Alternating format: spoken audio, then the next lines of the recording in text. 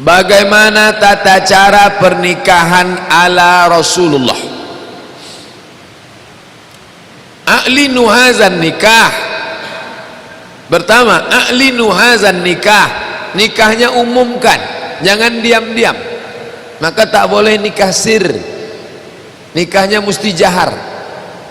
Jangan nikah siri, sir diam. Dia mesti jahar. Bismillahirrahmanirrahim. Nampakkan. Waj'aluhu fil masajid. Buat di masjid.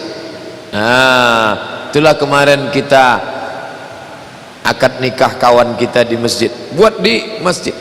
Tapi jangan bapak yang udah nikah gara-gara ini, oh kemarin saya nggak di masjid Pak Ustadz. Maksudnya tak apa-apa, anak-anaknya nanti di masjid. Cuman kalau buat akadnya di masjid, hormati masjid. Ini akad di masjid, pakai datang tamu tak pakai jilbab, bajunya transparan, itu menghina masjid. Saya kalau udah nengok begitu di masjid, ini tak betul nih. Pengurus berhak untuk mengusir, tapi pengurus tak pula bisa ngusir, bayar 5 juta. Ini akhirnya dikorbankan rumah Allah SWT. Wadribu alaihi bidufuf.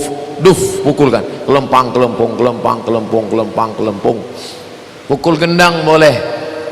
Keyboard tunggal Pak Ustadz, janjikan lagunya. Lagunya lagu-lagu religi. Salatullah salamullah, oke. Barakallahu lakuma wa baraka alaikuma wa jama'a bainakuma fi khair, oke. Selamat menempuh hidup baru, oke. Bila Israel, jangan. Masa orang nikah lagunya Bila Israel? Saya datang acara walimah adik kawan saya. Begitu kami duduk, keluar lagu dangdut. Saya tanya, ini enggak dipesan nih kemarin, kok lagunya lagu begini? Udah dipesan Mat, katanya janji ini, rupanya cuman lagu pertamanya aja.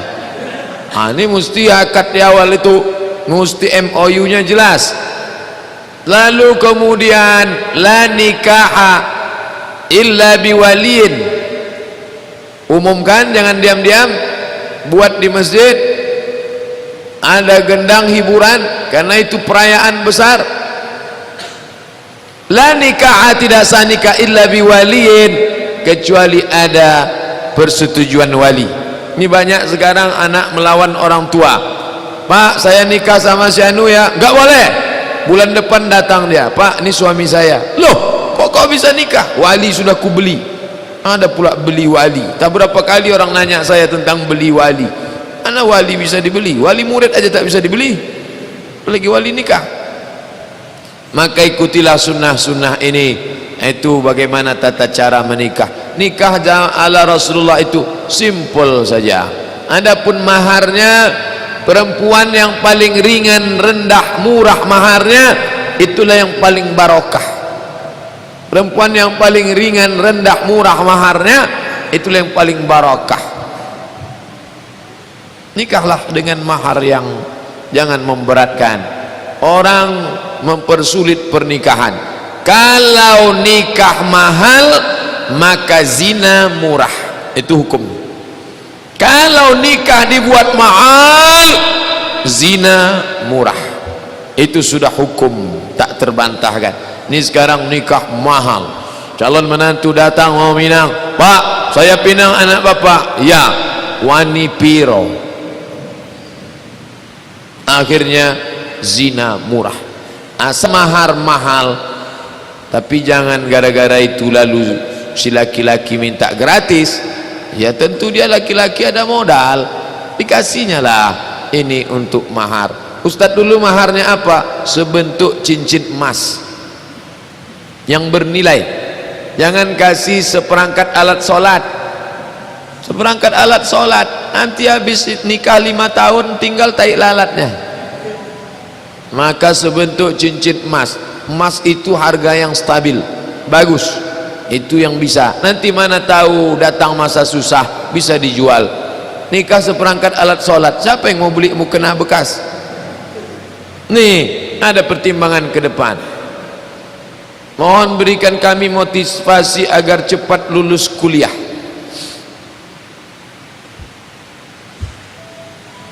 Gimana caranya biar cepat lulus kuliah Pak Ustadz? Beda kalau larinya dikejar anjing sama lari normal. Ustadz dulu kuliah berapa lama? S1 saya 3 tahun 10 bulan. Saya sampai di Mesir 5 September. Bulan Juli saya sudah selesai. Saya pulang kampung, kata tetangga saya, kau udah kuliah? Udah Pak. Wah, dulu orang kampung kami kalau ke Mesir 10 tahun baru pulang. Kau baru 3 tahun kau udah pulang. Dalam hati saya, orang goblok, sombong sekali Pak Ustadz. Saya larinya dikejar anjing.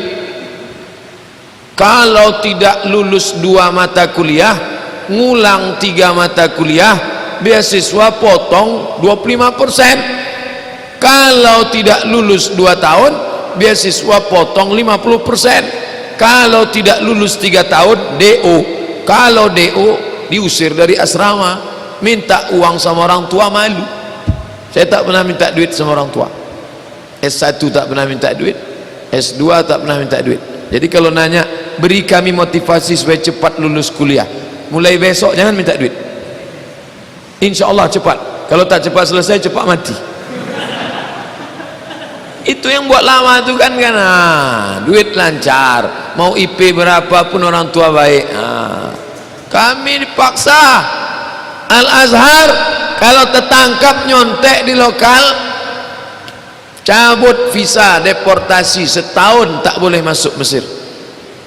Maka saya berani sekarang ngomong ke mahasiswa saya 4 tahun kuliah nggak pernah nyontek, demi Allah. Wih, berani Ustadz. Ya, memang Ustadz takut sama Allah, takut sama petugas, karena tegasnya bukan main. Oleh sebab itu, maka sistem juga mesti diperbaiki. Kenapa Al-Azhar itu bisa kejam sekali? Karena yang ngasih duit dia. Kalau kamu mau belajar sini, kami kasih asrama, kami kasih uang jajan, kami kasih tiket pulang. Nggak mau belajar, out. Begitu sampai ke Maroko, gitu lagi. 24 bulan tidak selesai S2, usir dari asrama, potong beasiswa, pulang. Saya selesaikan S2 saya setahun 10 bulan. Skripsi tesis saya S2 300 halaman, pakai bahasa Arab, diuji orang Arab, pakai bahasa Arab, belajarnya bahasa Arab, walaupun hidung saya masih pesek sampai sekarang. Belajar serius. Maka saya kalau udah jumpa mahasiswa, kamu semester berapa? Cengengesan. Semester berapa? 14 Pak. Oh, pergi balik kampung, menghabiskan orang tua aja kau, menyusahkan aja. Itulah, mudah-mudahan bangkit motivasinya. Kalau tak bangkit juga, berarti memang tak bangkit-bangkit lagi. Pak Ustadz, apa itu syariat, tarekat, hakikat, makrifat? Apa hubungan 4 ilmu ini Pak Ustadz? Yang cantik menggambarkannya namanya Bahauddin An-Naqsyabandi. Naqsyaban artinya melukis, karena dia indah melukiskannya. Ada mutiara di dalam kerang, di dalam laut. Ini mutiara di dalam kerang, di dalam laut. Maka mutiaranya itu makrifah, sampannya itu syariat, lautnya itu tarekat, menyelamnya itu hakikat, mutiaranya itu makrifat. Jadi kalau ada orang mengatakan saya mutiara saja, nggak bisa, karena nggak pakai sampan. Sampannya itu syariat, lautnya itu tarekat, menyelamnya itu hakikat, mutiaranya itu makrifat. Itulah gambarannya. Nggak paham saya Pak Ustadz, nggak usah nanya ini kalau nggak paham. Orang nanya ini tandanya dia udah ngaji. Ini ngaji hakikat nih, ngaji tasawuf. Maka saya jawabnya juga pakai bahasa tasawuf. Ustadz belajar tasawuf di mana? Di Azhar, diajarkan tasawuf setahun, 1 mata kuliah. Saya lulus mata kuliah itu. Masalah jodoh Pak Ustadz, sebenarnya jodoh itu takdir atau usaha? ini jodoh saya nih, bahwa saya berjodoh untuk dapat air ini jodoh saya. Sekarang kita katakan jodoh ini takdir, kita katakan jodoh ini takdir. Nah, tengok aja lah jodoh tuh. Ada usaha, itu jodohmu Abdul Somad. Ya, apa usaha saya? Saya ulurkan tangan saya buka tutupnya, saya masukkan ke mulut saya. Allah pinjamkan saya iradat keinginan, saya ingin minum. Makanya kalau ada orang tak nikah, bisa jadi tak ada iradat dia tak ingin. Nengok perempuan dia tak bernafsu, nengok laki-laki baru bernafsu. Ini bahaya, LGBT ini harus diobati. Ruqyah, saya tanya sama Ustadz Saiful, Ustadz kan selalu pengalaman ruqyah. Iya, LGBT itu bisa tak diruqyah? Bisa. Bisa diruqyah. Iya. Kenapa? Saya pernah meruqyah LGBT sehat. Rupanya yang masuk itu jin bencong. Tanya Ustadz Saifullah Ruqyah, bukan Saifullah Imam. Ustadz Saifullah Ruqyah. Di HP saya ini ada dua, Saifullah Ruqyah, Saifullah Imam. Itu kalau salah telepon bisa salah undang. Itu tentang masalah jodoh itu antara takdir dengan usaha. Jadi kalau ada orang mengatakan kamu nggak ada usaha cari, kalau jodoh nggak kemana Pak Ustaz, kalau jodoh datang sendiri. Iya, kalau datang anak gadis. Kalau nenek-nenek ada usaha dari kita, usaha sama kawan. Kalau ada kawan-kawan, kau tolong kenalkan ya, ini foto saya ya. Kalau ada tetangga-tetangga bapak ya, ada usaha. Apakah dari usaha kita itu dapat? Belum tentu. Hajar nyari air, naik ke Sofa, naik ke Marwah, naik ke Sofa, naik ke Marwah, tak ada air. Airnya dapat di mana? Malah dari tumit Ismail. Begitu juga pesan ke kawan di UIN nggak dapat, pesan kawan ke UIR nggak dapat, pesan kawan di Lancang Kuning nggak dapat, pesan ke pengajian Masjid Agung nggak dapat. Sampai ke Cengkareng dapat orang salah naik bis. Jumpa. Saya tanya kakak kelas, gimana ketemu sama kakak itu dulu bang? Aku pergi ke Jakarta, Cengkareng. Sampai di situ ada anak gadis nggak tahu alamat, mau kemana? Bingung nih mau kemana? Akhirnya kenalan, nikah sama dia. Jadi ada usaha, Allah melihat usaha si hamba itu. Tapi jangan usahanya terlalu frontal sampai buat iklan di MX. Yang masuk akal lah. Ipar laki-laki termasuk mahram apa bukan Pak Ustad? Kata sahabat, ya Rasulullah, ya bagaimana kalau kami masuk rumah, keluar rumah, masuk kamar, keluar kamar? Kalau tak mahram tak boleh, kata Nabi. Hamu itu maksudnya abang ipar, adik ipar. Kalau ipar gimana ya Rasulullah? Alhamu al-maut. Abang ipar maut, adik ipar maut. Apa maksudnya maut? Kalau selingkuh sama orang lain salah, tapi masih mungkin ada kemungkinan. Tapi kalau sudah sama abang ipar, sama adik ipar, maut, mati, tak ada tawar menawar. Maka kata Nabi, alhamu al-maut. Justru abang ipar, adik ipar itu luar biasa. Makanya jangan berdua-dua sama abang ipar sama adik ipar. Kisah nyata, true story. Ngomongnya ke saya, Pak Ustadz, boleh nggak saya nikah lagi? Saya bilang boleh kalau izin istrinya menurut hukum kompilasi hukum Islam Indonesia. Andai istri saya izin pun pasti nggak boleh, nggak jadi Pak Ustadz. Kenapa? Yang suka sama saya ini adik ipar saya. Tuh bayangkan, saya heran kok bisa suka dia sama kamu. Gara-gara dia selalu jalan sama saya bawa ke sana, saya bawa ke sini, lama-lama dia suka sama saya. Kan betul kata Nabi, alhamu maut. Bisa mati gara-gara itu orang. Bunuh-bunuhan, putus tali silaturahim, rusak nenek mama mengamuk. Kenapa? Alhamu al-maut, mati. Maka hati-hati. Bagaimana cara Siti Maryam beribadah kepada Allah? Apakah dengan menggunakan panduan kitab Taurat? Hunalika da'a Zakaria rabbah. Zakaria berdoa, Bagaimana doanya Zakaria? Berdoa kepada Allah. Ibadah Nabi sebelum Nabi Muhammad itu ada yang tegak saja seperti Nabi Sulaiman, ada yang sujud saja. Komplitnya pada Muhammad sallallahu alaihi wasallam, ada tegak, ada ruku, ada i'tidal, ada sujud, antara duduk dua sujud, ada tasyahud, ada salam kiri, ada salam ke kanan. Jadi nabi-nabi sebelumnya itu macam-macam.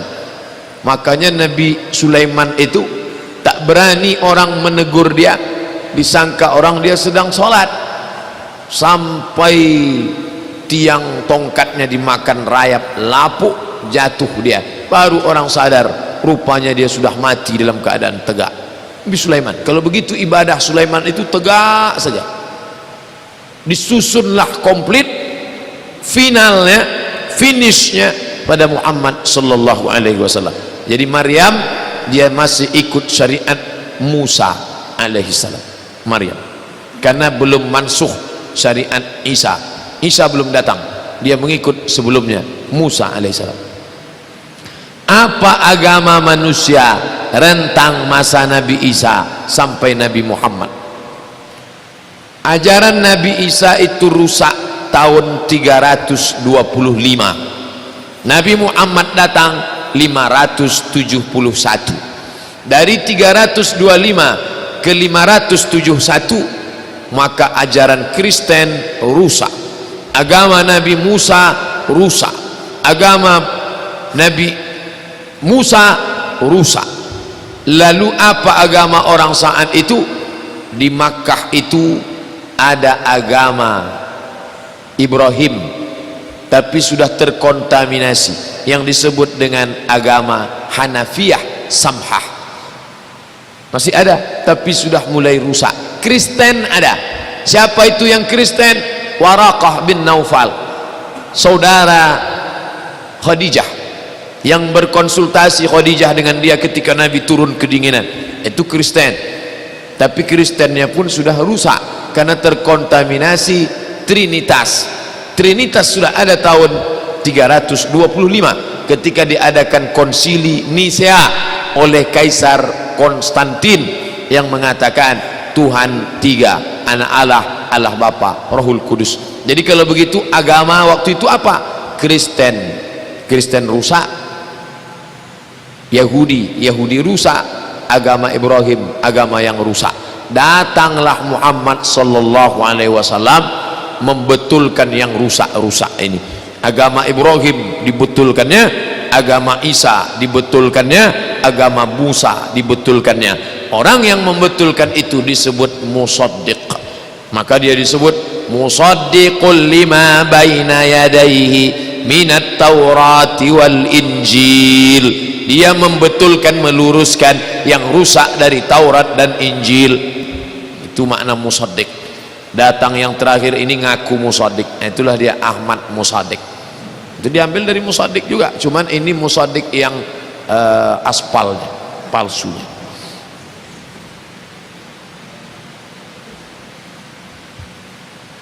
Bagaimana cara melunakkan hati orang yang keras ketika disuruh untuk beribadah kepada Allah?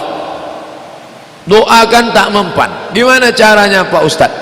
Besok pagi, kalau besok libur, belum libur, hari Sabtu, ajak dia pengajian subuh. Kalau dia tak mau datang pengajian, bawa dia ke ruang ICU Rumah Sakit Arifin Ahmad, nengok orang yang sudah ngorok, suruh dia nengok itu. Tak juga berpengaruh Pak Ustadz, bawa dia ke pemakaman, ajak dia ke tepi, udah agak-agak dekat, senggolkan sikit biar jatuh dia ke dalam, dia yang memikul nyambut. Insya Allah kalau turut cakap saya ini, pengajian, nengok orang sakit, nengok orang mati, tiga. Pengajian, nengok orang sakit, nengok orang mati. Kalau tidak juga tersentuh, berarti memang dia penghuni neraka jahanam. Tak ada lagi yang bisa melunakkan hati. Preman-preman orang kalau udah menengok mayat terbujur kaku, itu biasanya hatinya, apalagi masuk ke dalam liang lahat, menyambut jenazah, mandikan orang mati, Makanya bapak ibu ikutlah mandikan orang mati. Itu memberikan terapi yang luar biasa, yang tak didapat lewat ceramah, yang tak didapat lewat. Makanya ada kawan saya digali, saya jalan ke pesantren dia, bang apa kabar, sehat? Jalan saya ke pesantren, saya tengok ada lubang. Loh, ini lubang apa? Lubang sampah kok panjang kali. Ini lubang liang lahat, ada lampu petroma. Malam-malam santri-santri itu kubur di sini. Beli kain putih, saya gulung, letakkan situ. Beginilah nanti, mau nangis-nangis malam itu. Entah menangis karena takut, entah menangis karena taubat, wallahu a'lam. Yang jelas ada sentuhan yang luar biasa. Kalau memang kita punya hati, selama dia masih manusia, selama jantungnya berdetak, selama kalau disobek masih keluar darah, insya Allah tersentuh. Tapi kalau disobek keluar kabel, itu dah lain ceritanya. Dia sudah berubah menjadi transformer. Bagaimana menguatkan hati kita saat orang tua kita membuat kita sedih? Orang tua yang diharap menolong, orang tua yang diharap ngasih motivasi, malah dia yang membuat kita sedih. Maka kita katakan, ini orang tua ini hanya tempat aku menumpang saja di perutnya 9 bulan 10 hari. Tapi aku dan dia sama-sama roh dan jasad. Dia roh dan jasad, aku roh dan jasad, sama-sama hamba Allah, bernapas dengan angin yang ditiupkan Allah, hidup di atas bumi Allah. Maka aku tak bersandar ke dia, aku bersandar kepada Allah. Berharap kepada suami kecewa, berharap kepada orang tua menderita, berharap kepada harta binasa, berharap kepada kuasa sirna. Berharaplah kepada dia wujud, qidam, baqa, yang ada, yang kekal, yang abadi. La ta'khuzuhu sinatun wala naum. Jangan pernah berharap kepada manusia, jangan berharap kepada orang tua, karena orang tua kita itu nanti akan tua. Kalau dia tua, dia akan pikun. Kalau dia pikun, dia berubah. Dulu waktu dia muda kita curhat, dia menenangkan hati kita. Setelah dia tua, dia pula menyusahkan kita. Maka gantungkanlah harapan kepada yang menciptakan dia dan menciptakan aku. Siapa? Allah subhanahu wa ta'ala. Jangan sedih. Orang tua tak boleh membuat kita sedih, tapi jangan pula membuat kita melawan. Jangan dilawan, tapi jangan terlalu larut dalam kesedihan. Contohnya memaksakan pilihannya, tapi hati kita tak terima. Bagaimana tu Pak Ustaz?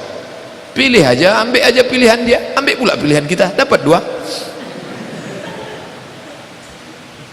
Kalau laki-laki, kalau perempuan payah, pokoknya duduklah, musyawarahkan yang baik. Wa amruhum syura bainahum. Allah kasih jalan keluar. Allah berjanji, wa may yattaqillah yaj'al lahu makhraja. Ustaz, ada hadis yang melarang kita duduk bersandar ke belakang dengan tangan kiri. Bagaimana maksudnya? Bersandar ke belakang, bertopang gini. Macam orang mau berjemur di pantai tapi tak dapat pokok kelapa. Apakah larangan itu haram? Larangan itu sekedar tak berakhlak. Kalau larangannya kuat, haram. Kalau larangannya tak kuat, makruh. Ini larangannya ini apa? Sekedar larangan, tak sampai kepada haram. Jadi kalau kita capek gimana? Bawa kain burdah sorban yang warna hijau itu, ikatkan ke pinggang. Ikatkan ke pinggang, duduk bersila, lututnya ini ikatkan ke pinggang. Nanti kalau ngantuk tuh jatuh dia, bangkit balik, hilang ngantuknya. Orang yang duduk halakoh pengajian gitu, ikatkan. Nanti kalau dia sudah fokus, diletakkan di tengkuk. Kalau pas musim dingin sejuk, lilitkan ke kepala. Kalau dia diletakkan di tengkuk, namanya burdah. Kalau dililitkan ke kepala, namanya imamah. Kalau tak dililit, hanya disungkutkan macam jilbab, namanya ghutrah. Nah, itu yang kain yang biasa dipakai. Kenapa dililitkan kepala? Musim dingin tuh kepala dililitkan kepala. Itu maka orang bersorban. Dia letakkan di bahu biar supaya hangat. Pas mengantuk diikatkan ke kaki. supaya kantuknya hilang.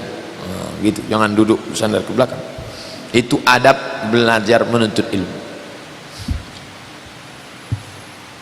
Bagaimana cara kita menghadapi fitnah orang lain? In ja'akum fasiqun binaba'in fatabayyanu. Kalau ada orang membawa berita bohong dusta, fatabayyanu, klarifikasi. Klarifikasi. Kalau siapa fitnah kita, klarifikasi. Katanya Ustadz Somad Syiah ya. Siapa yang bilang? Ada yang ngomong begitu. Saya tulis di, tengok Pak, sini sebentar, tengok youtube.com Somad Syiah. Kita tengok ya, Somad Syiah, enter 6 video Somad Syiah, Somad Syiah. Coba dengar isinya ke-66. Somad suka Syiah apa Somad benci Syiah? Ngatain Syiah semua Pak. Bapak percaya yang situ atau yang ini? Harus diklarifikasi. Kalau dia sekedar isu-isu tak perlu ditanggapi, tapi kalau dia serius, Polda kan, kantor Polda tak jauh. Hukum ada, maaf nanti. Setelah mau dijatuhkan hukum, nangis dia minta maaf, baru kasih maaf. Bukan belum apa-apa udah maaf. Gimana nih? Maafkanlah. Enak aja maafkan. Hukum ada. Kalau lah hukum tak ada, takkan ada hukum potong tangan. Bila barangmu dicuri, maafkan aja lah. Bila istrimu diganggu orang, maafkan aja lah. Oh, tak begitu Islam. As-sinnu bis-sinni, gigimu dipatahkan orang, patahkan juga gigi dia. Al-ainu bil aini, matamu dicolok orang, colok juga mata dia. Wal juruha qisas, kalau kau dilukai orang, lukai dia. Dalam Islam ada hukum, tapi ada akhlak. Faman afa wa aslaha, siapa yang mau memaafkan dan berdamai, fa ajruhu 'ala Allah, Allah akan berikan balasan. Tapi tengok dulu, hukum dulu baru maaf, bukan maaf dulu baru hukum. Wah, ini mesti urutannya jelas. Ustaz, apa bedanya fahsya sama mungkar? Inna salata tanha anil fahsya wal mungkar. Apa beda fahsya sama mungkar? Fahsya seksual, mungkar non seksual. Pelit betul Pak Ustaz, mungkar. Cakapnya kasar, mungkar. Matanya gatal, fahsya. Ngomongnya porno, fahsya. Ada orang tak fahsya tapi mungkar, ada orang tak mungkar tapi gatal. Yang lebih parah, sudahlah fahsya, mungkar pula.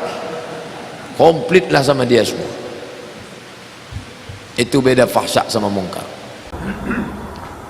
Di antara dua orang ini, mana yang paling tinggi derajatnya di surga nanti? Orang kaya bersyukur dan banyak bersedekah, dengan orang miskin bersabar dan banyak berzikir. Mana yang lebih tinggi derajatnya nanti di surga? Yang paling tinggi derajatnya yang paling ikhlas. Kaya bangun masjid, sedekah, kita nengok dalilnya.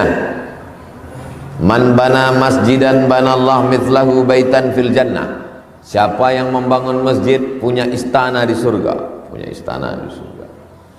Kasihnya anak yatim. Ana wa kafilul yatim kahataini fil jannah, dekat dengan Nabi di surga, dekat di surga. At-tajirus saduqul amin, pedagang kaya, ma'an nabiyyin, dia akan bersama nabi-nabi, wasiddiqin, wasyuhada, wassalihin, masuk surga. Yang miskin tadi bersabar, innama yuwaffas sabiruna ajrahum bighairi hisab, masuk surga juga. Mana yang paling tinggi derajatnya?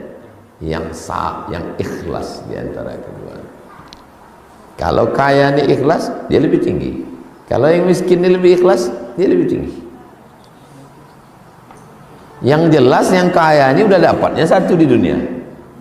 Yang miskin nih udahlah di dunia tak dapat, akhirat tak jelas.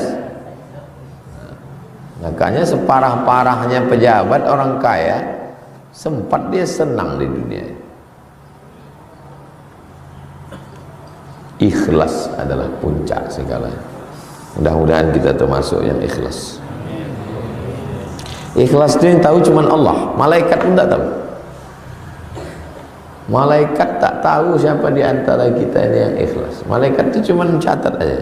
Tengoknya ke masjid, catat. Tak tahu dia ikhlas tak ikhlas. Dalam risalah Al-Qushairiyah, dari mana malaikat tahu orang ini mau berbuat baik?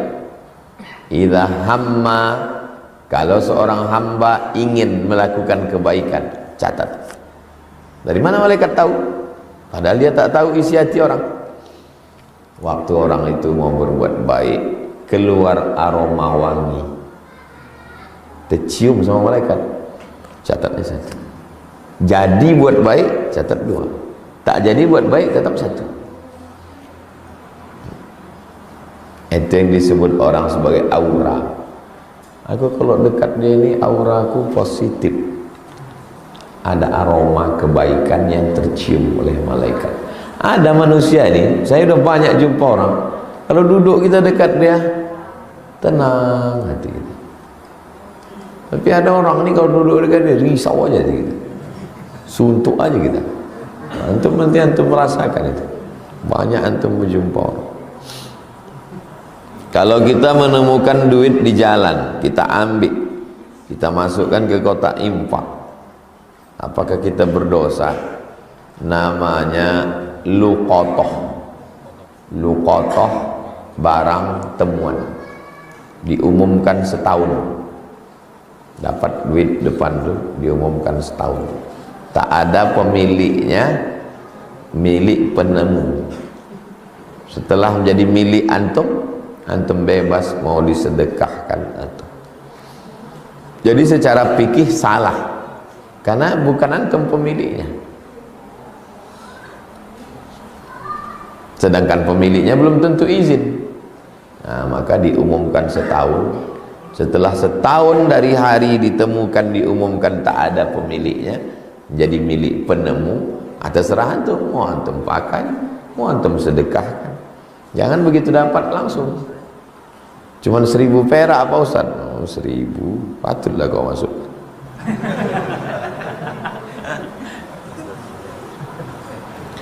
Apa ada dalil tentang qabliyah maghrib? Ada masjid dekat airport, namanya Masjid Al-Jihad. Jamaahnya hampir berjihad gara-gara qabliyah maghrib. Kata yang tua-tua, ada qabliyah maghrib. Kata yang muda-muda, tak ada qabliyah maghrib. Diundanglah saya. Saya biasanya diundang ke masjid kalau masjid itu ada konflik.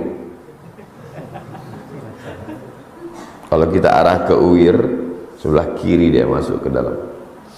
Ketua masjidnya pengacara. Ma baina kulli adzanaini shalah.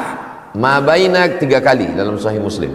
Ma baina kulli adzanaini shalah. Ma baina kulli adzanaini shalah. Antara azan dan iqamat ada salat. Antara azan dan iqamat ada salat. Antara azan dan iqamat ada salat. 3 kali. Salat maghrib itu ada tak azannya? Ada. Ada tak iqamatnya? Ada. Berarti ada qabliyah. Tapi di ujung hadis, liman sya'a, bagi siapa yang mau. Kenapa 3 kali? Maksudnya qabliyah maghrib, qabliyah asar, qabliyah isya. 3. Qabliyah maghrib, qabliyah asar, qabliyah isya. Liman sya'a, bagi yang mau. Dia rawatib tapi tidak muakkad. Sedangkan yang muakkad itu dalam Sunan Tirmidzi, man shalla itsnatai asyarata raka'ah, siapa yang salat 12 rakaat fil yaumi wal lailah, sehari semalam, bunya bihinna baitun fil jannah, dibangunkan untuknya satu tempat di surga. 4 rakaat sebelum zuhur, 2 rakaat setelah zuhur, 2 rakaat setelah maghrib, 2 rakaat setelah isya, 2 rakaat sebelum subuh. Itu muakkad. Sedangkan yang 3 tadi, 2 rakaat sebelum maghrib, 2 rakaat sebelum isya, 2 rakaat sebelum asar, itu ghairu muakkad, rawatib. Sudah saya jelaskan. Saya tanya di masjid, kenapa tak kalian buat di masjid nih? Padahal ada dalilnya. Ada. Kami takut gara-gara qabliyah waktu maghrib habis. Karena waktu maghrib dalam mazhab Syafi'i pendek. Asal habis syafaq ahmar merah, rona merah itu asal udah habis, tak ada lagi maghrib. Pengurus masjid ini berpegang pada mazhab Syafi'i. Saya bilang kalau tak masuk qabliyah 2 rakaat, masa habis? Rupanya RT RW selalu terlambat. Akar masalahnya adalah udah mau iqamat, RT RW, orang-orang kaya, donatur selalu terlambat. Mau iqamat takut kena pecat. Maka win-win solution, jalan tengah, tempel di dinding. Maghrib 5 menit dari azan langsung iqamat. Selesai. Sejak itu saya tak diundang lagi di masjid. Berarti tak ada masalah lagi. Kalau ada masalah baru diundang. Win-win solution. Gimana Pak? Semua setuju? Habis azan 5 menit iqamat. Yang terlambat salah sendiri. Oh cocok nih, cocok. Jadi yang bermasalah bukan sholat sunatnya, tapi orangnya. Selesai. Qabliyah Jumat.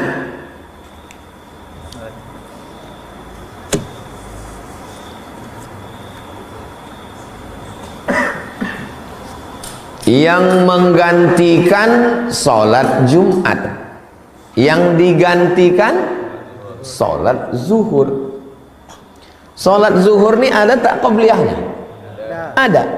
Kalau yang digantikan ada qabliyahnya, maka yang menggantikan pun ada qabliyah. Dalam mazhab Syafi'i. Kenapa mazhab Hambali mengatakan tidak ada qabliyah Jumat? Karena dalam mazhab Hambali sholat Jumat bukan pengganti zuhur, tapi sholat Jumat adalah ibadatun mustaqillah. Dia ibadah tersendiri pada hari Jumat. Ini berefek kepada qabliyah dan berefek kepada jamak qasar. Kita sampai di Jakarta hari Jumat. Habis sholat Jumat, bolehkah sholat Jumat itu dijamak takdim dengan asar, jamak qasar? Hambali tak boleh. Kenapa tak boleh? Karena Jumat tidak bisa dijamak dengan asar. Karena Jumat ibadah tersendiri. Dalam mazhab Syafi'i boleh. Kenapa? Karena Jumat pengganti zuhur. Kalau yang digantikan bisa jamak qasar, maka yang menggantikan pun juga bisa jamak qasar. Jelas? Itu hujahnya. Hujah mazhab Hambali. Kenapa kata dia Jumat itu tidak ada qabliyah? Kata dia Nabi di kamar. Nabi di kamar. Setelah masuk waktu, datang Bilal mengetuk pintu kamar. Ya Rasulullah, sudah masuk waktu. Baru Nabi naik ke atas mimbar.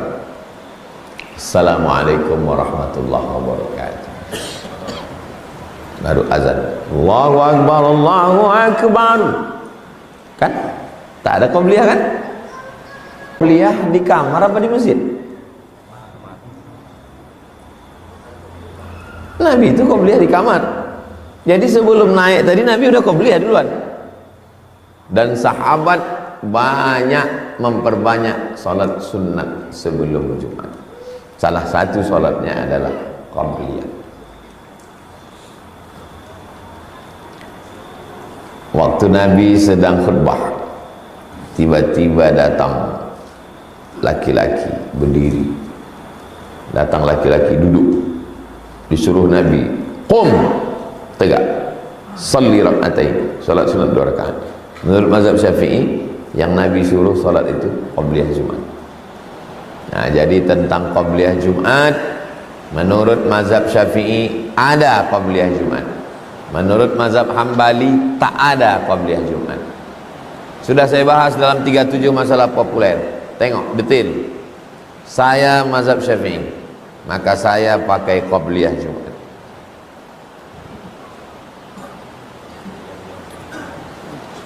Saya tak pernah mondok, sekarang ingin rasanya paham bacaan Quran ketika saya baca. Apakah dengan tafsir Quran bisa membantu saya memahami Quran lebih?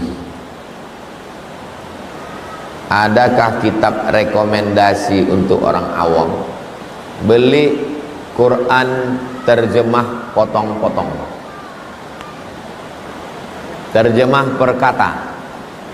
Habis itu yang di bawah ada tafsirnya, ada asbabun nuzulnya, ada tajwidnya, ada terjemah per kata, ada asbabun nuzul, ada tafsir, ada Quran. 5. Bagus, cukup, jangan terlalu detail. Kita ini sama macam bawa mobil, asal udah mau dia jalan macam bawa motor, asal udah bisa jalan masuk gigi dah cukup. Tak perlu kita tahu detail betul mana, karena kalau begitu susah agama ini. Saya pakai motor, asal udah tahu cara hidupnya, masuk gigi jalan udah cukup. Tak perlu saya tahu proses kemana pergi bensin ini, kok bisa berputar ban ini. Tahu terjemah, tahu, udah cukup, paham, supaya jangan sampai salah masuk gigi. Adakah istilah sunnah wajib, Ustaz? Ada yang mengatakan memelihara atau memanjangkan jenggot itu sunnah wajib. Mohon penjelasannya.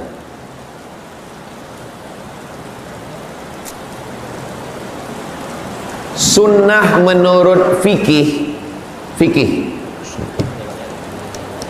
sunnah menurut fikih dikerjakan berpahala, tidak dikerjakan tidak apa-apa.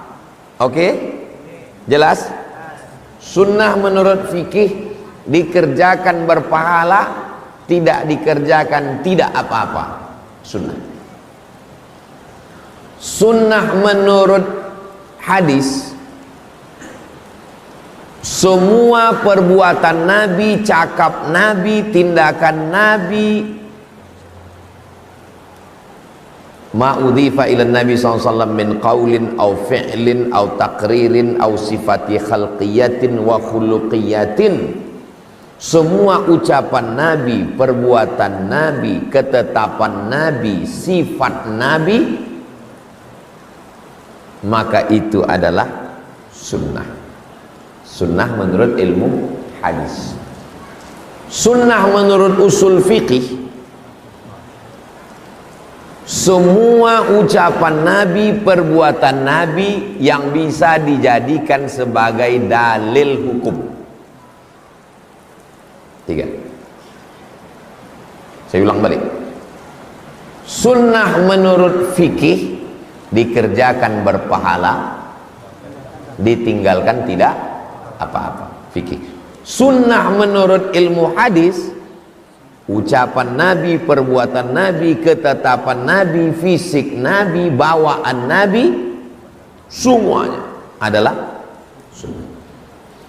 Sunnah menurut usul fikih, ucapan Nabi, perbuatan Nabi, ketetapan Nabi yang layak dijadikan sebagai dalil hukum. Sunnah menurut fikih, sunnah menurut hadis, sunnah menurut usul fikih. Jelas? Datang Wahabi, ini sunnah tapi hukumnya wajib.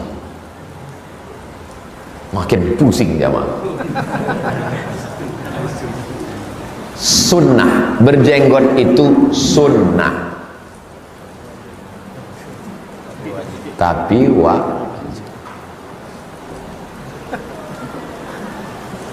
kalau antum udah jelas yang tiga tadi, kenapa dibilangnya sunnah tapi wajib?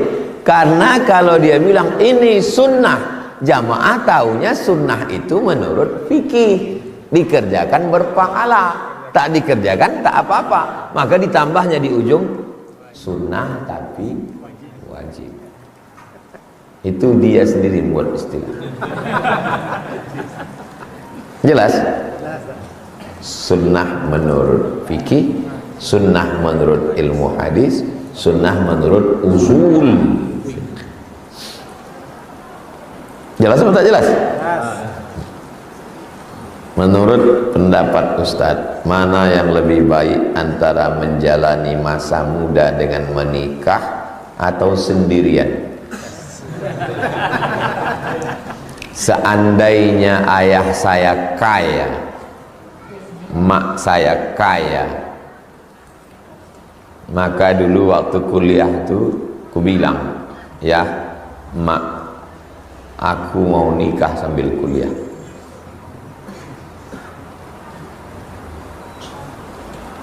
Lebih terjaga mata, lebih terjaga hati, lebih terjaga pikiran, lebih terjaga. Kawan-kawan saya yang kuliah, yang ayahnya orang kaya, nikah. Waktu kami berangkat ke Mesir tuh ada yang bawa istri.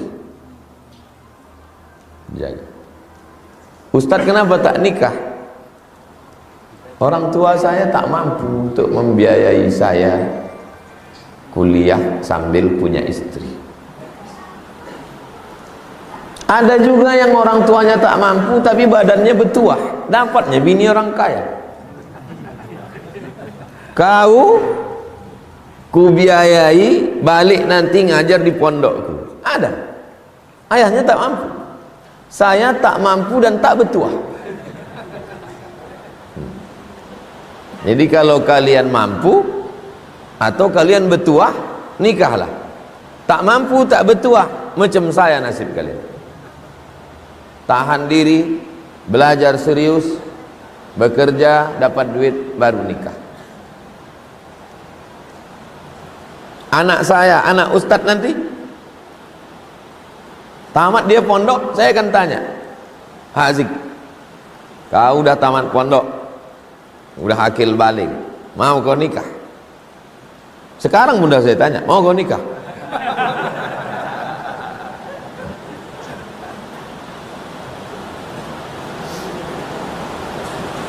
Di kampung kami ketika pembagian zakat fitrah, di antara yang diberikan itu petugas penyelenggara jenazah. Apakah itu sudah tepat Ustadz? Masuk ke golongan mana penyelenggara jenazah itu?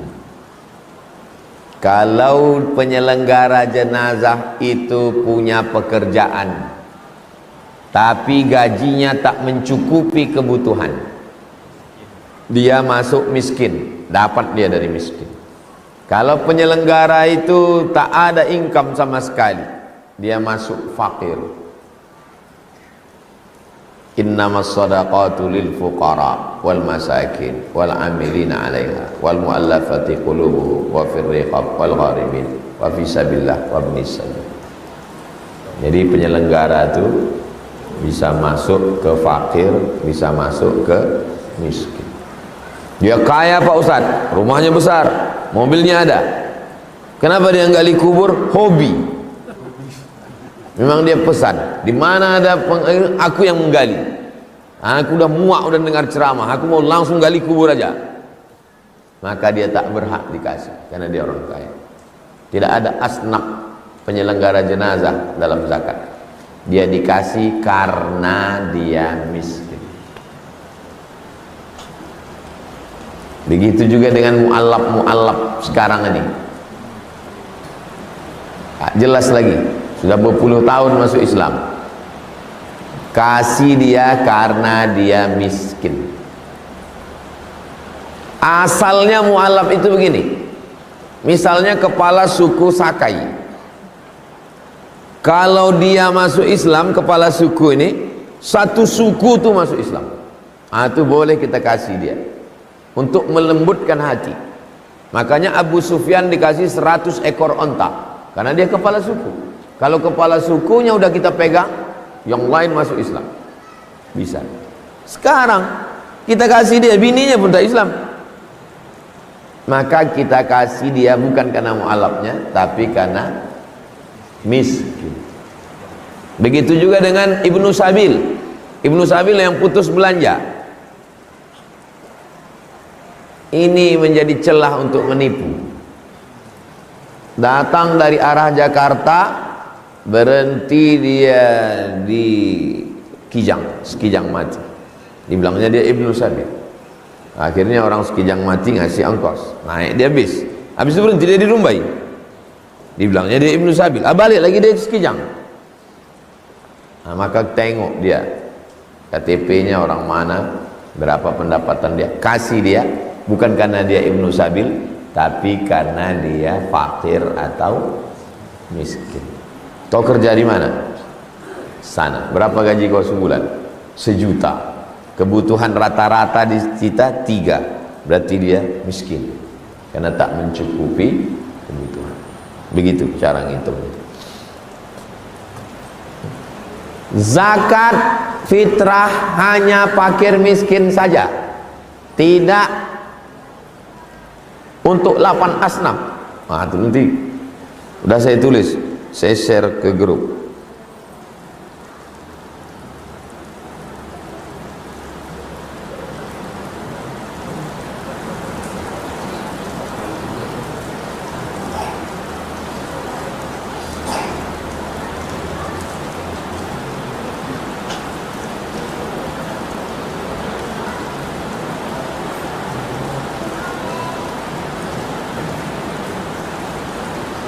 Zakat fitrah bukan hanya untuk fakir miskin saja, 8 asnaf.